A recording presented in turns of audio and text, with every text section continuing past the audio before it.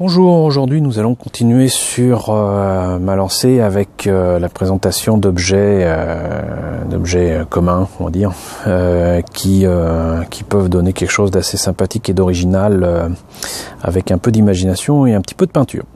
Aujourd'hui un jouet que j'ai trouvé en vide-grenier et qui m'a pas coûté bien cher, de Wall-E, le petit robot de Pixar, dessin animé si je me rappelle bien de 2008, et qui est un jouet qui est mécanique, c'est-à-dire que évidemment la ficelle elle ne tient plus, mais enfin bon, normalement il tremble, il danse avec son espèce d'enjoliveur qu'il prend comme un chapeau pour faire une démonstration de danse à Ève.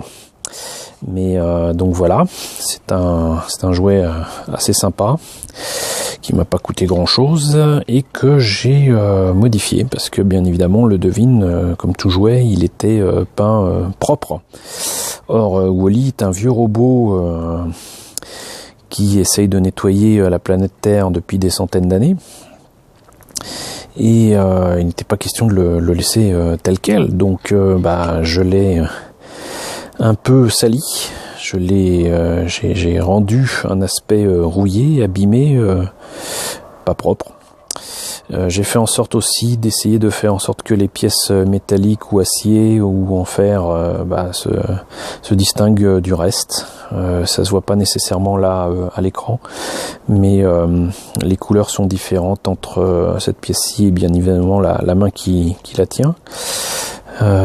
Brossage à sec avec des couleurs métalliques après un peu de noir mat sur les chenilles, ça rend pas trop mal.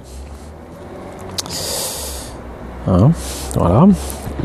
J'ai laissé les yeux tels quels parce que il faut qu'ils restent brillants et expressifs.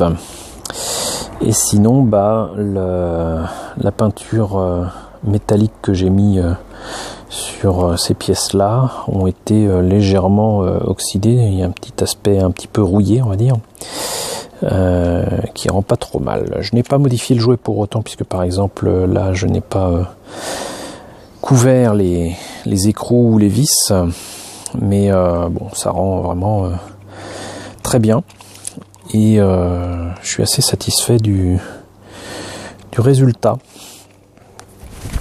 Et je n'hésiterai pas à faire de même sur d'autres Wall-E sur lesquels je pourrais tomber. J'en ai trouvé un qui se ramasse sur lui-même pour ne faire plus qu'une espèce de boîte de cubes. Je compte bien travailler dessus exactement comme sur celui-ci. Alors ça n'a pas impliqué de le refaire entièrement, hein. La couleur jaune est la couleur jaune d'origine, mais simplement j'ai fait de la patine dessus. Et encore une fois, c'est un excellent moyen de faire des expériences avec sa peinture. Voilà. Tandis qu'un avion me passe au-dessus et couvre ma voie, j'espère que cette vidéo vous a plu. Si c'est le cas, n'hésitez pas à la partager. Moi en tout cas j'ai plaisir à vous présenter ces objets-là. N'hésitez pas à faire de la récupération et à tester tout cela pour de la peinture, du montage. Voilà, soyez créatifs, soyez inventifs et je vous retrouve très bientôt pour de nouvelles vidéos.